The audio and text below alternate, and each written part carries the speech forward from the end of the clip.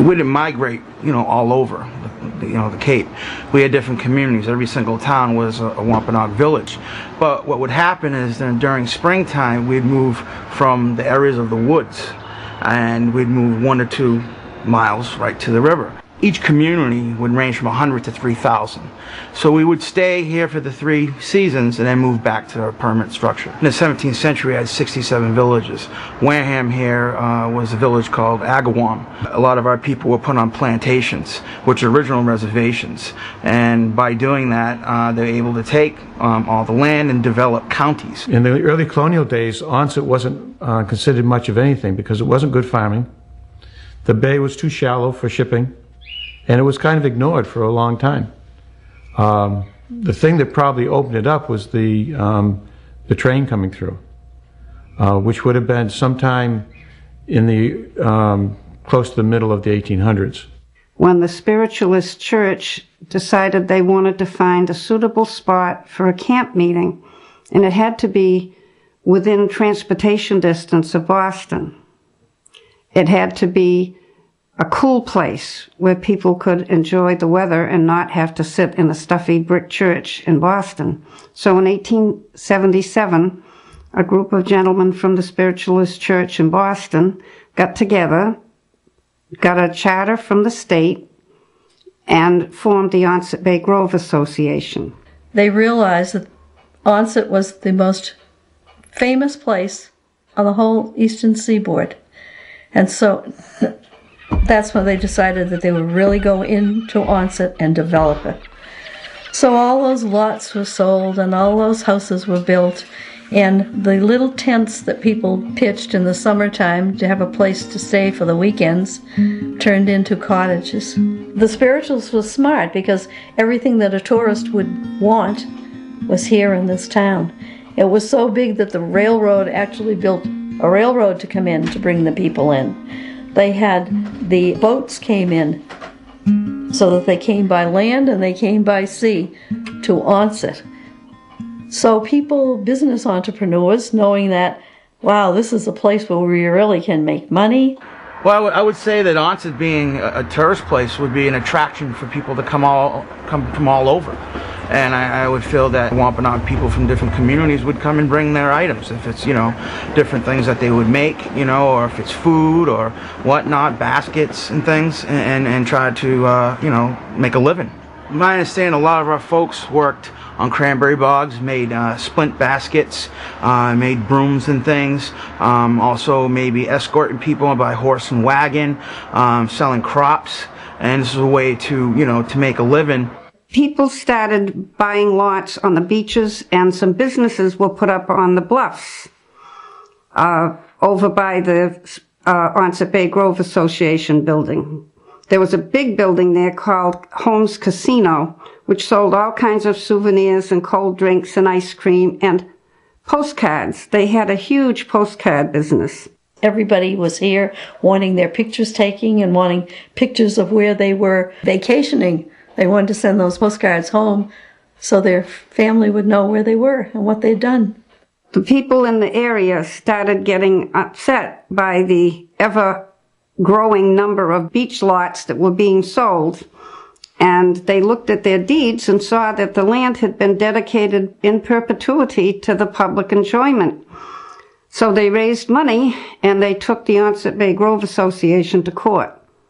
And they won. The Onset Protective League won. If they hadn't gone to court and stopped the builders from doing anything they wanted to do, there would be no open space between the houses and the beach.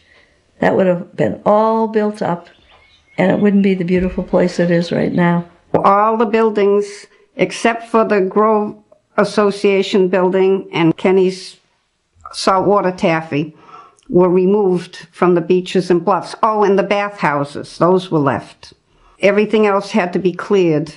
My great-grandfather, Patrick Kenny, brought his family to the United States in 1878, and Joe Kenny was 11, and my grandfather was 3.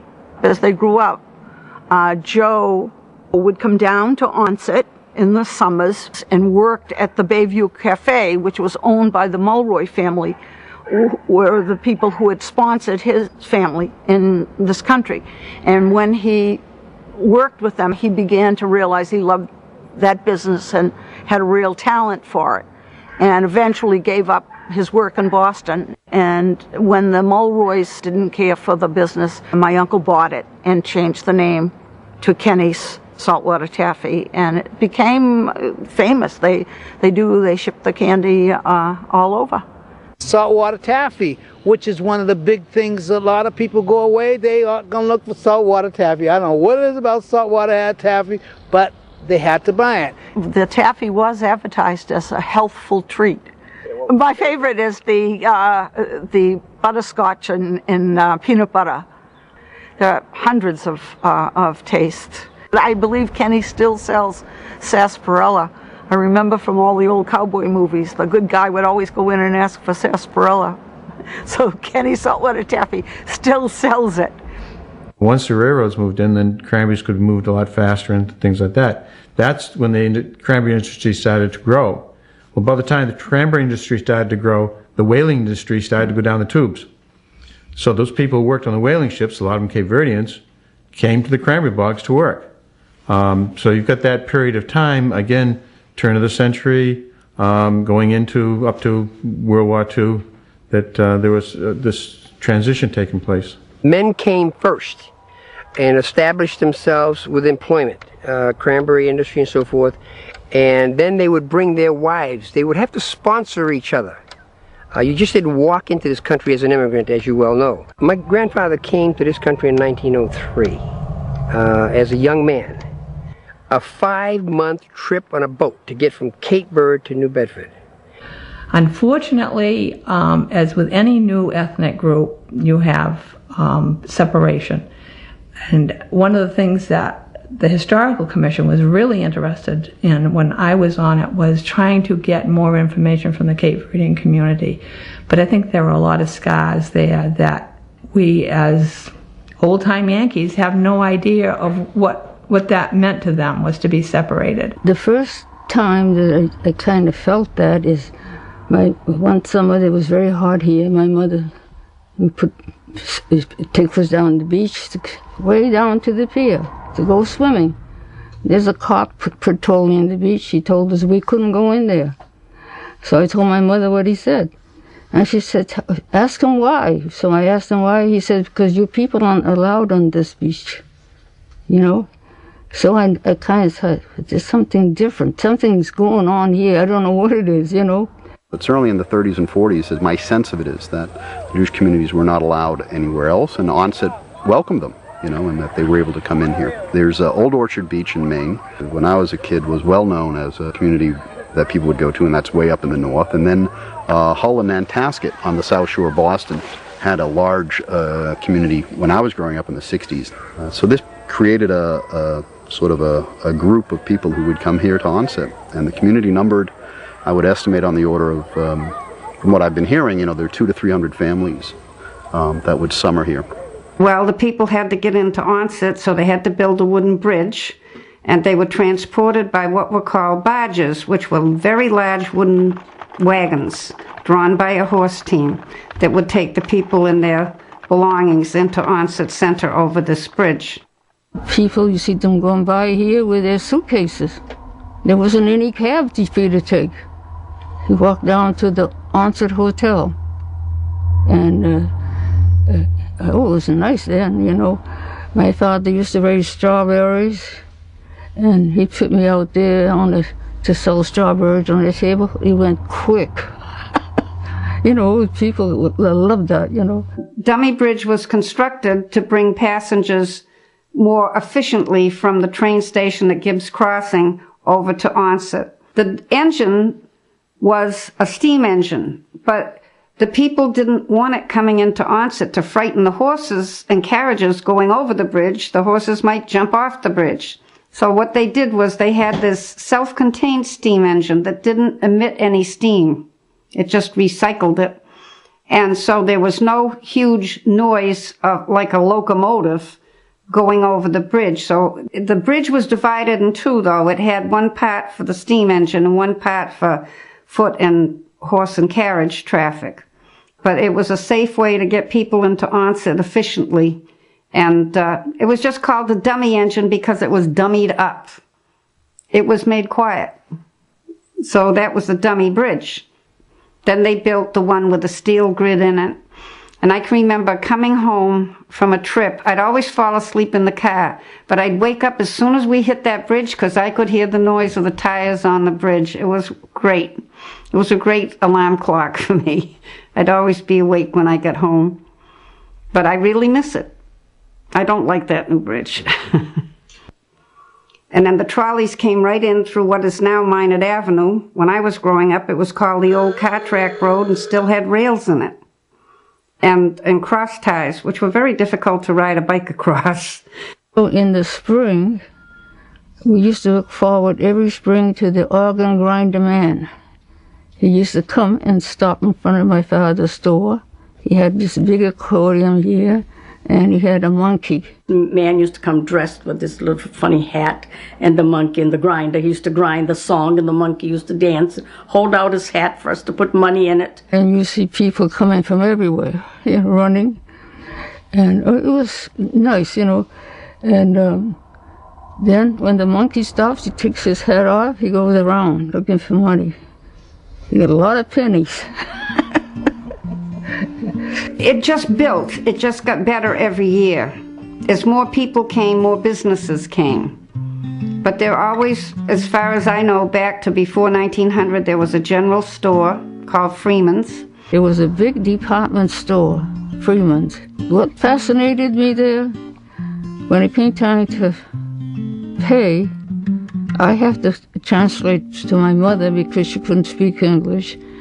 She'd give Mrs. Freeman the money. She'd put it in this little box, and she just pressed something, and it went way up to the second floor, and there's a cashier up there. She would open the box, get the money out, put the change on there, send it down. Yeah. In 1916, they removed all the buildings but the association building and Kenny's shop on the pier. At that time, there was a town pier that was a long wooden structure, very narrow. You could tie a few skiffs up to it and maybe a small sailboat. And then there was a steamship pier, which could handle quite a large vehicle. And it was a big thing, and I have pictures of tugboats, probably from the construction of the canal, tied up to it. There was a canal cruise that was a sailboat called the Genevieve that was tied up to it. And there were speedboats. You could go for a ride in a crisscross speedboat, mahogany, beautiful. And you'd see these boats in moving pictures. And then you could go down there and take a ride in one and go around Wickett's Island and go out and see the New York boat go from Boston to New York and sit out there and wave to everybody. When the people left their cottages on the beaches that they had to remove, they didn't remove everything. And there were a lot of steel spikes left in the water where people had tied their skiffs. The people just left. And the beach wasn't that great, and then George Kashimura came in. And he had been a college-level swimmer in Japan. And he saw the beach and he saw the potential. And he just got together with the Onset Women's Club, the Boy Scout troops, and the firemen, and they went and cleaned up that beach. They really did. They tore out all the steel rods. They pulled up the eelgrass by hand. And at that point, Onset wasn't a bathing beach where you just went and stood in the water and cooled off. It became a swimming beach. They put the floats in that had the rafts where you had a diving tower and a slide. He got certified by the Red Cross as a lifesaver, and he gave free swimming lessons to thousands and thousands of children over the years. He was active on the life-saving squad probably from the time he got the beach going in 1920, probably until 1950. Now, those of us who ventured into to come to Onset Beach, for the most part, we stayed off to the side and there was not that mixture of all. We went to another beach, which was back towards the woods. We used to call it the back beach. That's what we used to call it. It had trees and stuff there. That's where we used to set up. We used to have picnics there. And we'd go, and this is what we used to do. We used to dig clams and quahogs. The boys used to do that. We used to open them up and eat them right on the beach. Raw. It was good. When I would come and I'd say, I'm going to Onset, and they'd comment, well, you're going to Jungle Town. Well, what do you mean Jungle Town? Well, Jungle Town is from Depot up to, where the Foursquare Church. Everybody who lived in there lived in Jungle Town. And I didn't put a lot of stock in that, but until later when it sunk into me, oh, that's where all the blacks live. And, and that's where you're from. And that, there was some resentment there. If you look down to Chow Point, you can see the top of a rock sticking up. And it's kind of buried now from all of the dredging they did in the bay. But it used to be referred to the Big Rock. I can remember people telling me about the Profile Rock. It's down on the beach, and how it was this great big wonderful rock that was a profile of, they thought, an Indian person. Easter Sunday morning, of course there weren't a lot of people here then, but the churches that were here used to meet by the rock and have a sunrise service. I know it was a big rock, and people used to gather around, and the priest. We used to walk and go up there Easter morning. And it wasn't just one church. It was all the churches that wanted to take place. And so we would have a service there and then go to one of the churches in town, or ours, and have breakfast together. And it was a meeting place for kids. The kids would say, well, tonight, meet us at the Big Rock. So everybody knew where the Big Rock was. Beach was just right for swimming.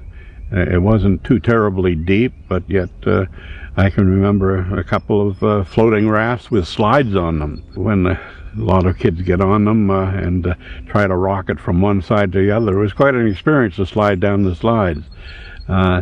Particularly if they had become wet, because, I can remember going down a hot, dry metal slide. But we try to send the towels down first that were wet to keep them cool and a little bit slippery, A favorite place would be to go under the rafts and stay there for, half an hour or so, just jabbing with people. We had 2 huge rafts out there with the slide and with 2 heights of diving boards, because there was a channel dug where you could dive deep. And of course they had the cork rope out there that children didn't pass. But they had swimming lessons on the beach, and they used to line us all up and give us swimming lessons. The people on the beach would all gather in one spot, and they would do exercises, and everybody joined in. It was just like you don't remember that? You don't remember going? No, everybody. You remember that, Eleanor? Yeah. Yes. We were little, and we joined in with them. We didn't know if we were supposed to be there or not, but it was a fun thing, The first picture of the beach I saw this huge slide way out in the middle of the water, and I thought, oh my God, that must have been so much fun. But that was wooden too, and I would think, oh, that must have been pretty scary too, going down that with your bathing suit on. But there were just thousands of people around. It was a huge attraction for people to come down. They had the bathhouses where you could rent a woolen bathing suit for 25 cents. Doesn't that sound nice? And then they had an actual boardwalk they told me about that went all around the perimeter of the beach. I do know that the bathhouse is not what we think of as a bathhouse, but the top floor, the roof of it was a dance area. And you could go up there and sit at the tables and dance and look out over the bay. And it was an area where you could change your clothes I don't know if early on it had food, but I imagined in most places that was a draw to have a drink or something like that. People would come down to Onset in the 20s and 30s and stay for a week or 2 weeks and use these rooming houses or hotels. Right on this street, there were 2 small hotels that were glorified rooming houses. The Princeton Inn and the Colonial Inn, side by side. And they weren't much bigger than a good-sized house. They entertained families. So if they had, 8 bedrooms, that was enough to keep them going. And one of them served food, because I can remember walking by it and hearing the dishes being done. People just told me that the streets were filled with people all the time. People were walking the boardwalk, they were down on the beach. There was just so many things to do. So many little rooming houses, so many little inns, so many wonderful places to eat. The Longwood Hotel, and they were the first ones to put up box lunches. And they were famous for their blueberry pies. So when they'd get off the train, some of the people would go to their rooms, but they'd always leave one who was a runner to go over to the Longwood Hotel and get a wonderful meal, because they didn't know how quickly they would be able to get out to go to a restaurant. There was the Onset Hotel, which is overlooking Kenny's saltwater taffy, which is now condominiums. It's still in existence. Then there was Harbor View Inn on South Boulevard, and that's still in existence. There was the Wayside Inn right on the corner of 9th Street in Onset. That was a small, more or less, boarding house. Oh, the Pine Tree Inn. That was a very famous place, and it was huge. They even had a wharf built for it where people could go out on the wharf. It was called Island Wharf, and they ran a little launch out from there to take people to Wickett's Island and to Onset Island. In 1739, the island itself was owned by a gentleman named Jabez Wickett, and he was a Wampanoag from this original village of Agawam. He owned that island up towards the French-Indian War. He went into the French-Indian War, passed. The land was then given to a gentleman named Webquish. The Pine Tree Inn was over the point, so it was a little harder for people to get to, but it was very, very popular, and they advertised the finest in dining and entertainment. And of course, it was right on the beach. We used to go there, my brother and I, we used to pick Mayflower in the backwoods here, and blueberries. And my father made a little container that we'd carry it. We'd walk uptown and go to the hotels or the restaurant in the back door and try to sell the blueberries. And we used to go to the Pine Tree Inn, because that's near the church. And that's where we used to sell our blueberries. Well, from what I understand, and this is just hearsay, but there was a lot of, during the Prohibition, of rum running, as you call it, and Onset was one of the areas that they came into because it was a good day. Guys with boats, especially the fishermen, the scallopers and stuff, would go out off the end of the canal, and I understood that my grandfather was one of them, and they would go far enough off the end of the canal so that they were in international waters. They would get a load of booze. The booze was packed in burlap bags. I don't have a doubt that during Prohibition time that some of those buildings and hotel buildings and stuff had a speakeasy in them where they were using this booze. Now, we own the Union Villa. That was kind of a nice, good-sized rooms. They were nice. They were nice. Mm-hmm. But on the other hand, the Avondale Hotel, I was thinking of it this morning. It was a room not as big as your closet, with a bed and a bar. There was no closets in any of the rooms, but there was always a rope with knots in it. And I thought to myself, if there's a fire, I'm not going that way. There was the Longwood Gardens. That was a lovely place. Bayview. But I meant as far as that had beautiful dining room, open air dancing there too. The hunters used to come there and stay in the fall when they would go fox hunting, and all sportsmen from the cities and towns would come down.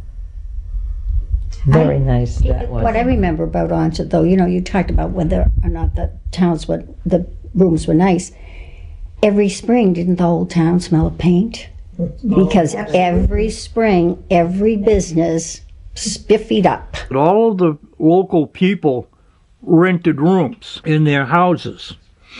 And then there were a lot of hotels. There was rooms that were for rent up over the Iris's drugstore in that time. And there was, Freeman had hotel rooms over what was the Onset post office in those days. It's now Mark Anthony's. There was a kosher hotel over in the Point, over by the synagogue. It was called Diamond's Fern Inn, the only kosher hotel on Cape Cod, and it wasn't even on Cape Cod. It's 2 steps away from where they ultimately bought the synagogue. And a lot of people knew about it. It was a kosher hotel. And they would stay in the hotel, and they had parties there, and socials, if you will. And Saturday it would be packed, because Saturdays they don't ride, they walk. They all walked to the synagogue and walked to the center. It was really a big city for me. It was a big city. And it's beautiful because we used to go up, and after we passed the casino, you go up the hill, and when you see all the stores and all the people and the wagons, hot dog stands, stuff, bakery, everything. They had everything. For a community that keeps kosher, going to, a generic hotel or typical hotel is not gonna work, If they keep a kosher diet, they want to go to a restaurant or the hotel that's going to provide them with the kosher food that they can have. They had a restaurant that was all Jewish, a deli, near the church. Well, when you have a kosher diet, you're going to want to have kosher food. Onset, as a little girl, was a summer resort. It was loaded with people. You couldn't go into the center. As children, we couldn't go to the center because there was lots of traffic. Big business in Onset at that time. But in terms of the Cape Verdeans who came here and stayed here, so they did not get into, say, the tourism piece of it, other than work. And work was here. It was either in the hotel industry as maids, domestics in the homes, dishwashers like myself, or caddies at a golf course. That was it. In the 20s, when people started driving automobiles, Onset really got popular. It would take a while to cross the street. There was no policeman to stop the cars or anything, because naturally that would be in the center. It was bumper to bumper. As a matter of fact, I'll give you an example. My mother was expecting, and all the mothers in our neighborhood, most of the ladies, did not go to the hospital to have their children. They had it at home with midwife, because my mother-in-law was a midwife. So my mother was having my brother, and the midwife lived across the street on the other side. Well, it took about 25 to 20, half an hour almost for her to cross the street to get to my mother's house to help her deliver the baby. So that's how much how much traffic there was. Lots of traffic. The theaters were a treat, especially on a rainy afternoon. I can remember we were very upset when they raised the price of a matinee from 10 cents to 12 cents. We loved it. I mean, there was always some kind of a prize, candy, or of course you could buy candy, but if they passed out lollipops or dishes or anything, that was a prize. Yeah, they would try to get people into the movies, but that was no place to be, and when it was a good swimming day. There was a small wooden structure on Union Street in back of where the hardware store is now that was called the Pastime Theater. And that had a big wooden ornate carved front. And it invited people to view suitable movies. Then there was the temple in Onset. Now, the Onset Bay Grove Association had this built, but it was a huge, huge assembly hall with a big, tall spire. It looked like a church, and it was only open in the summer. It was never heated. And in inclement weather, they would hold their spiritualist meetings there. In back of it, they had this arcade built. And it was a long wooden building that was used for communal dining activities. The Temple Theater must have been built out of cedar, because so many buildings I was in that closed all winter and then got opened were stinky until you got it all aired out. The Temple Theater, you'd walk in and it had the most wonderful scent. And it was all closed all winter. It was closed all winter. You walk in the first day and it was just as fresh as can be. And it was a big theater. When I was young, you could go back and forth to uptown without being afraid. There were all kinds of stores. Fruit stores, they put their wares out in front where you could smell that fruit. And they had penny arcades. So many people came to town at night to walk around. You couldn't pass each other on the sidewalk. We had to go out in the street sometimes. There was a Howard Johnson. It was very good near the beach there. And when the war came on, you know, that was one of the first USOs in the country. And it was a big day in Onset. The people that had young girls, they dressed all in gowns and danced with the boys from the base. At the end of the war, people were still traveling by train. They would come down here to the Depot Street station, and they would get either Darling's taxi or Jacob's taxi, or get on the bus, the Gateway bus, and come into Onset Center to whatever rooming house or hotel they were going to stay in, and they would stay for a week or 2 weeks, and that would be their vacation time. And they'd go to the beach, and they'd go to the casino, and they would go here and there. Once people moved in down there, that they needed some entertainment. So the original Colonial Theater was built, and one side of the Colonial Casino area looks slightly different than the other side. On the left, there's the old Colonial Theater. Eventually they added on, and they put the casino on there, and the casino consisted of 2 floors. The second floor was a dance hall, and that's where all the big bands came and played, and people went to dance. The lower floor had a bowling alley in it, and there were snack areas and things like that. So there was that progression from a theater to a casino, and the casino was not what we think about casinos today. It wasn't a gambling joint and so forth and so on, although they did have the entertainment that you associate with casinos nowadays. I know that lots of people in the entertainment industry lived in Onset. W.C. Fields, he had his girlfriend down in Longwood Avenue, and then the 7 little Foys lived out on Onset Island. Mr. Lucia, who was a blind man, a trumpet player, had a whole family of musical people who even had their own train, and they traveled the circuit all around the country when it wasn't so busy in Onset, and they had their hotel there. It was the Brockton Hotel before that. Back in those days, in the 30s and whatever, Onset was alive. It was a halfway point to the Cape from Boston. And if you got, most of the tourists would come and they'd get down here and they'd fall in love with the scenery behind me. And they would see this beautiful bay, and they would see the activities. You had a Colonial Casino, a great dance hall, and you had trolley cars in the center of town, and you had restaurants and all those kinds of things. You didn't have to go all the way to the Cape to enjoy it. So people in the Boston area would say, I'm going to Cape Cod, and to Cape Cod to them was Onset. I think most people made a reservation if they were coming.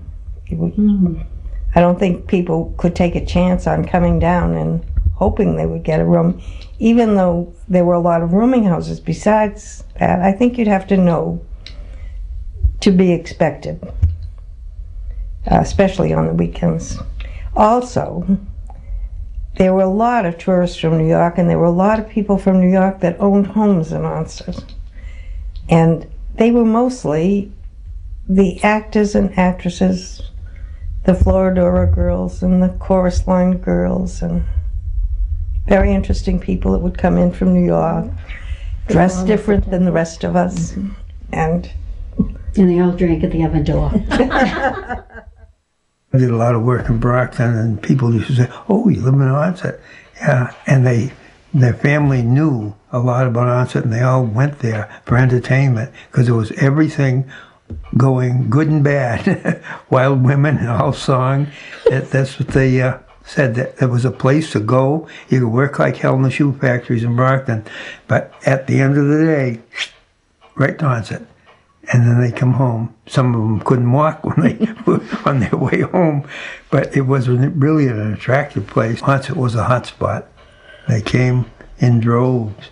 But it was always packed. When I tell you packed, you'd have to weed your way into the people to get by.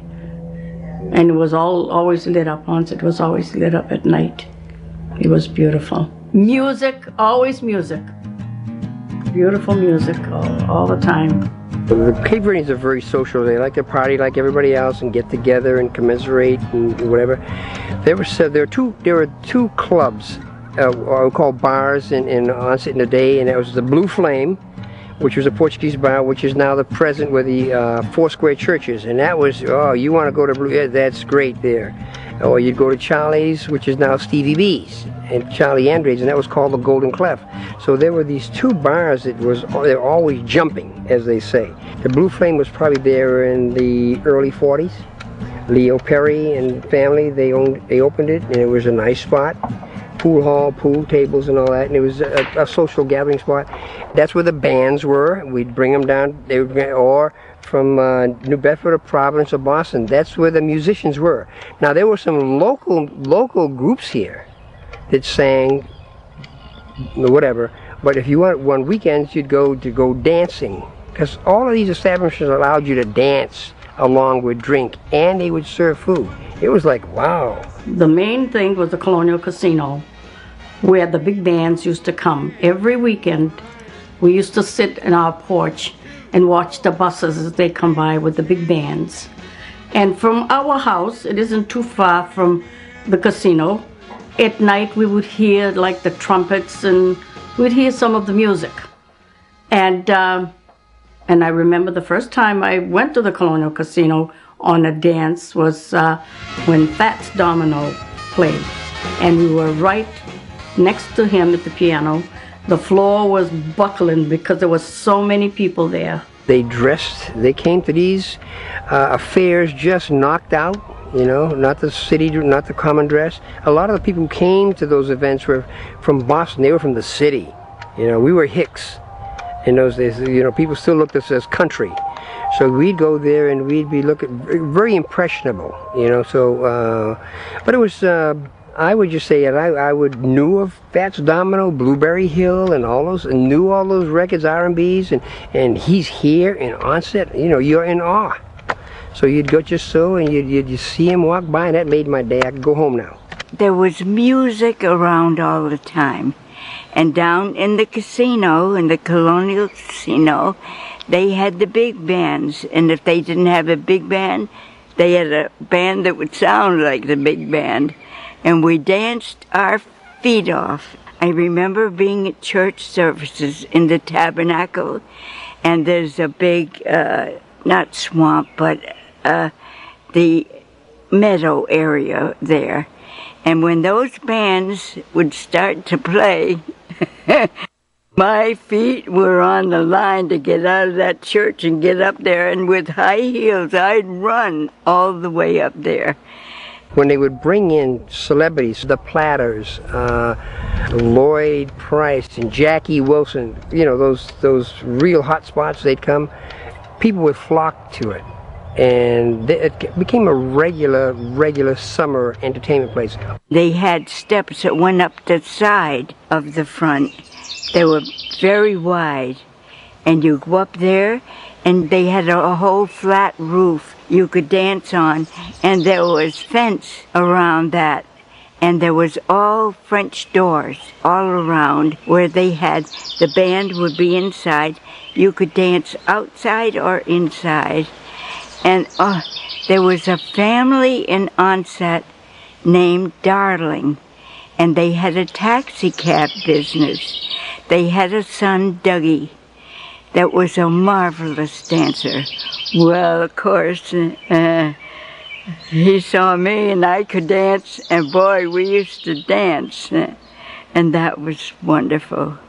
Jack T. Garden. Oh, yes. Was there. Kay Kaiser, Benny Goodman, Tommy Dorsey, Duke Ellington. I have the date he was there was in 1936, July. Rudy Valley. That's all I have. And as I say, Tommy James, I remember him distinctly. Harry James. Harry James. What did I say? Jimmy James? Something. What did I say? I'm so impressed. Duke Ellington. I know. Oh my God. I know. Yeah. But I would, as a youngster, I wouldn't have known who was playing. No. You know, it was just beautiful music. That's all I remember hearing. The windows would be open when you go to bed. We always went to bed early, and you could hear it all night long. And the fellas used to stand on the steps and ask for the first dance or the second dance. By the time you get to the top of the steps, all your dances were taken. And so they dance you out onto the roof.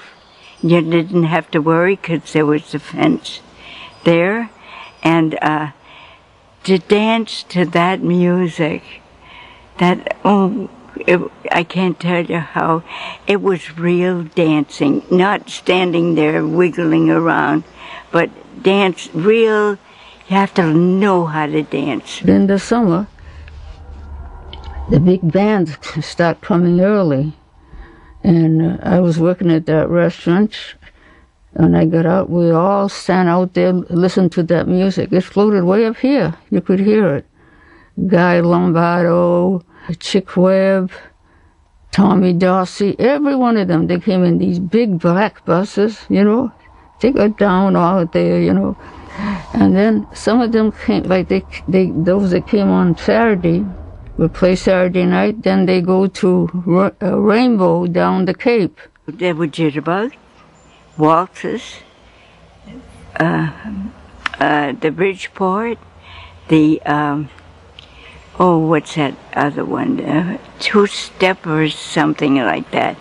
But if a good dancer got a hold of you, you could follow. I don't care what it was. If he's good, you'd know what to do. Yeah, so that I love to dance. Well, for the four of us who didn't live very far apart, we fell asleep every summer night hearing the music from the casino and those big bands. That was so fabulous. So, but how many of us have ever gone up those stairs? I never did. I never was up the stairs. Claire? No. All right, Marjorie and I have the distinction of having gone up the stairs. But the reason why, one night, and the reason why was because Marjorie had been crowned Miss Onset, and that's where they had the ceremony. The queen, the princess is here. Yes, I remember it, yeah. It was maybe my first year of working, and I bought myself a new bathing suit. So they paid for my bathing suit. Ella Fitzgerald, I met her, and she was a stocky woman, what a voice. I remember the song she sang was famous, Tisket a Tasket, and it was wonderful. And she gave me her autograph, not only me, but everybody that wanted it, you know. And Onset just was hummed. I'm telling you, it was beautiful. They had midget wrestling, they had women wrestling, and of course, I do remember one particular fella. He used to have his hair blonde. At that time, he would bleach out the hair, and his name was Gorgeous George. And of course, the opponent would, he would take his bobby pin out of his hair, and he's gonna,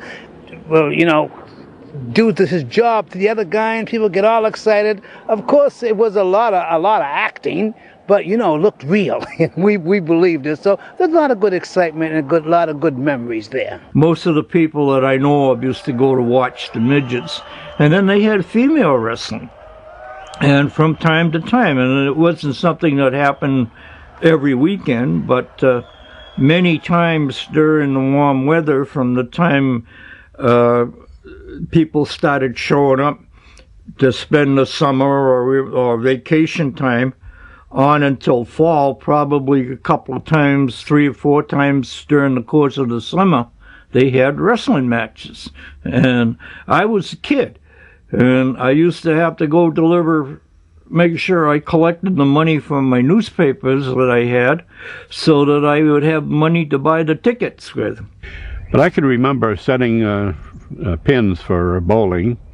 I think we got 10 cents a string or something like that, which would last, maybe 15 minutes or so, and then we'd set up for another couple of minutes and wait for another alley to need to be reset, and we'd do that. People used to drive the cops crazy because Iris's drugstore was right there in the center, and Iris's drugstore had TV set, one of the first ones around, a black and white TV set, table model. They had a big old magnifier on the front of it, and they had a loudspeaker outside.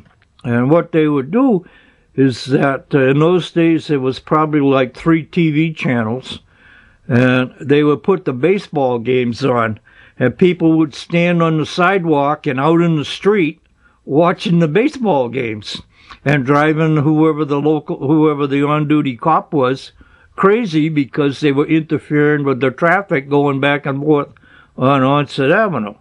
And I used to be one of them. I used to stand there and watch the baseball games. Some people blame the murder as being part of the reason that Onset and the bowling alley declined, but I don't feel that's true. I think that most of the reason was the fact that the people who had property there and who rented property didn't stay abreast of the times, and there was very little nighttime activity. And something too that hurt Onset was that 1938 hurricane. It really did a lot of damage here, you can't believe. The water came all the way up here from the pier, and it came from Dummy Bridge. It was a small wooden bridge, and that was washed away in the hurricane of 38. We went to school, and it was a beautiful day, and all of a sudden I heard the birds. The birds started, just like they were giving you a message. The barometer, of course, must have been falling or rising, whatever it does. We never heard of a hurricane. We didn't know what it was. Nobody did. We were picking cranberries, and that wind got harder and harder, and sand was whipping up, hitting us on our feet. It was just like we whipping you with the whip. And my hair was standing on end. The boss said, well, no picking today. You got to stop picking. You can't do this. So we start walking home.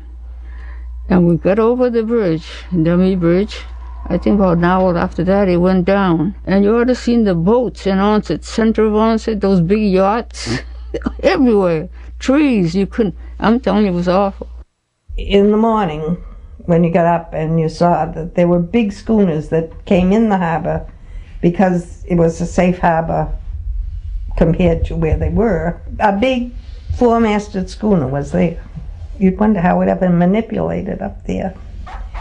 And in front of the USO, there must have been 30 boats, and so many of them, the old schooners. There was all of that, and you had to run around and see what was happening, and also so much damage done between Onset. The casino, there's a wonderful picture of the casino with the water up. Over on what they call Spile City, which is now the extension of East Boulevard, a lot of those cottages were moved off their foundations. The one that's right next to the dummy bridge was turned on its side past the second and third cottages. The second and third cottages were off their foundations. The back doors opened, the furnitures went down the swamp, kept going. It was awful. And we didn't sleep all night. The old dummy bridge was a wooden bridge at the time, and the rafts from uptown got loose. All the stuff piled up against that old bridge, and it gave way. And when it gave way, the stuff came all in through here, took down the outhouses, removed a lot of cottages from where they were and put them different places, and it was a real mess to clean up. And I helped to my, I thought of her as my mother-in-law. She was a very nice lady. She lived on 12th Street. 12th Street, the water went up to the ceiling. After it died down, she had mud like that. We had to shovel it out. You couldn't believe the damage that it did, you know. I saw all of the damage done, particularly down along the waterfront area up at the Stone Bridge. Even in this little muddy cove area, many of the cabin cruisers came in, crashed and so forth. I think there were a number of reasons why Onset went downhill. I think that probably it was a combination: the Depression, the Prohibition, the war. The tourism going down the Cape. Tourism going down the Cape. All those things probably stopped the growth.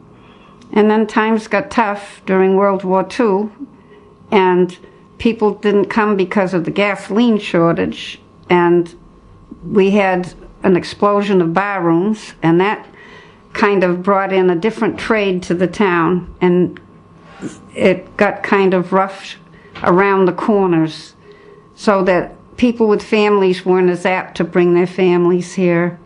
Then we had the unfortunate experiences in 1946, where we had a fatal gas explosion on a corner store up on Onset Avenue that killed 9 people and leveled 3 buildings. And we came down and went up Main Avenue.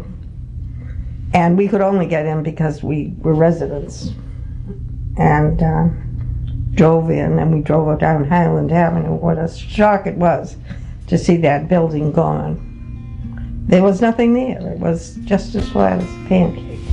Oh, it was just out of chaos. There were broken windows all the surrounding buildings, and many of the surrounding buildings had, structural damage as well as just broken windows. And the fire engines came in from other towns and so forth to assist with the problem. Following that, which was scary enough, exactly 2 weeks later, a girl disappeared from the Colonial Casino and was found murdered in the cranberry bogs. She was from some part of Boston, and she went to the dance at the casino. She went with this young fella. His parents owned a restaurant in the center, Good Ale. The name was Good Ale.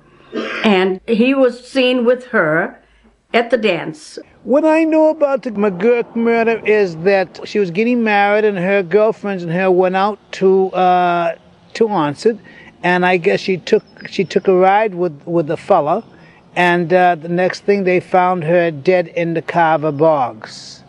And I don't know how true it is, but I did hear them say when you got in that car there was no handle to get out of the car, They accused the boy, and they didn't find him guilty. Onset just rolled up the sidewalks and went to sleep that year. By the end of July, everybody was gone. It was like a ghost town. People didn't want their children around anything, and the young people that came to have a good time thought they could have a safer good time somewhere else, so it really was pretty desolate. And then the 50s came, and people didn't take care of their buildings, and a lot of the summer shops had evaporated. All the businesses kind of more or less went down.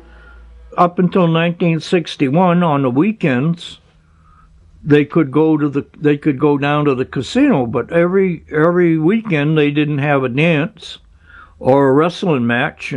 So consequently, the only thing that went on a regular basis there was the bowling alley operated and the snack bar operated. The dance hall and all that stuff on the second floor only ran from time to time. It wasn't like it was during the war or during the late middle 40s, where there was something going on up there every week. As time went on, that kind of become less and less used, and unless they had something special to use it for, nothing happened. And let's say the bowling alley operated and the snack bar, and it got to the point where even the bowling alley didn't make any money.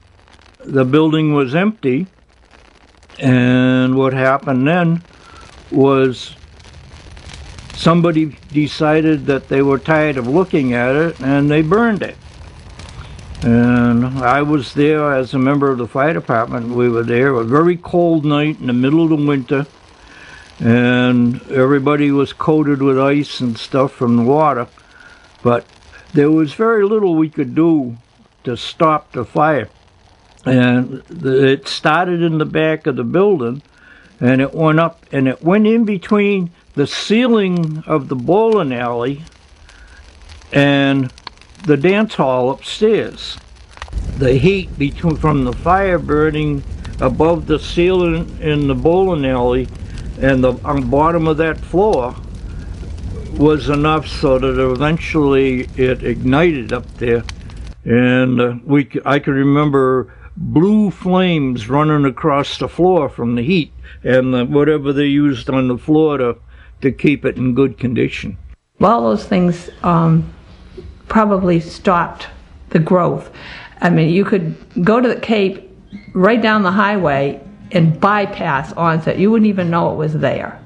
You know, you might know that Cranberry Highway had all of its tourism traps, but Onset was kind of out of the way unless you knew where it was and had a reason to go there.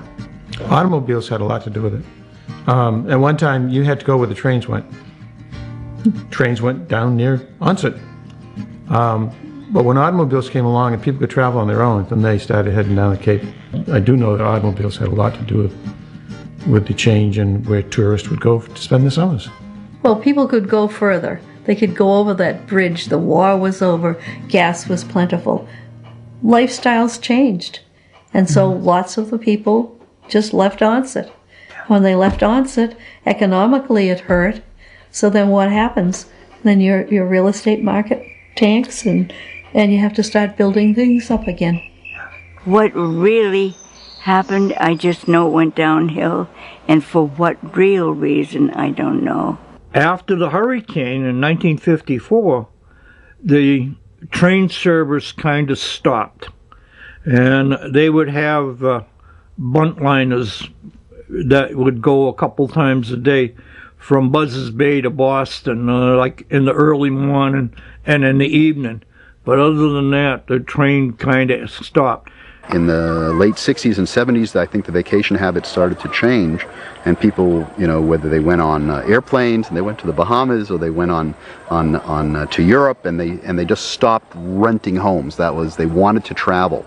And what I noticed is it was a transition from sort of that summer community from Boston over to vacationers who were coming for a week to two to Cape Cod. And during that transition, there was a lot of discomfort, because people were leaving, and they said, "Oh, it's finished. It's getting a little dowdy. It's getting beat around the edges." But now the hotels and the people who rent homes could attest to it, that there's a strong draw. And again, at this point, instead of the entire community being comprised of people who own homes, we have visitors who come for 1 to 2 weeks at a time, or a weekend, or 5 days. And so, there was a shift from a local community coming from Boston who would all pack up and move out, to attracting a summer community of visitors. I think also right now it's mostly tourists that like to come and and enjoy the beaches and things and enjoy the little shops, and I guess it's kind of like their first stop here, then heading down to the Cape, and then going down and enjoying the beaches and things, go to Martha's Vineyard. So I think Onset will always be, a place where people will come and kind of observe and enjoy themselves. It's still at the intersection of interstates, which makes it a good tourist spot. I'm hoping that as the Cape gets busier, that a lot of people might not go over the bridge, that they might use Onset as their focal point for their vacation and so forth. So it's the natural beauty of Onset that I think will make it come back if it's done in a proper way, and I think that that's really happening there now. I really do. It's beautiful. Onset is beautiful. You just drive through it and you see the small cottages and you see the water and you smell, the nice salt water, and look at all the seafood that's all around, and I think, that stops people, stops me. This spot is the best spot.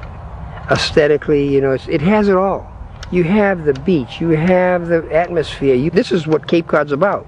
It's still a wonderful town, and I wouldn't want to live anywhere really than right here where I am. It's a perfect base for going on down the Cape. I mean, this is really a hidden jewel. People don't know about Onset, and those who do, you put your toes here in the sand and you're done. Who else has access to the public beaches? And it's a perfect base. So it's really a beautiful little place that's really off the beaten path, and I think it's a special place,